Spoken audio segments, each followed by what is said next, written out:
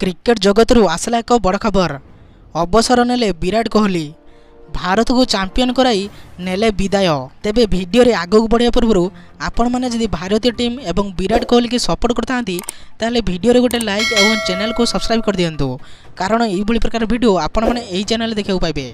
तेबे चलतु वीडियो रे आगक बढ़िया। तेबे भारत 2020 विश्वकप चैंपियन होगा पर बड़ घोषणा करिसेंती विराट कोहली, जहाँकि तांकर कोटी कोटी प्रशंसक को शक्त झटका देइछि। तेबे 2020 फॉर्मेट रो अवसर घोषणा करिसेंती रन मेसिन विराट कोहली। निजर शेष 2020 मैच रे भारत को चैंपियन कराइबारे गुरुत्वपूर्ण तथा मुख्य भूमिका तुलाइथिबा कोहली शेष रे अवसर घोषणा करिसेंती। T20 विश्वकप रे मैन ऑफ द मैच हेबा सहित बड़ घोषणा करिसेंती विराट कोहली।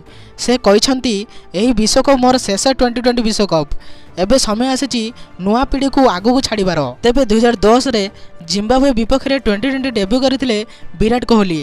2010 मसीहा जून 12 तारिख रे डेब्यू करथिबा कोहली शेष मैच दक्षिण आफ्रिका विपक्ष में 2020 विश्वकप चैंपियन होगा पर अवसर घोषणा करिसेंती। तेबे 2020 फॉर्मेट रे कोहली 125 मैच खेलता बेले 117 इनिंग्स रु 4188 रन करथिले, जेउथरे गोटे शतक एवं 38 अर्धशतक सामिल रही। T20 रे कोहली सर्वाधिक स्कोर होउची 122 रन। विराट कोहली अवसर नेबारु तांको फैंस मानकु शक्त झटका लागिछि।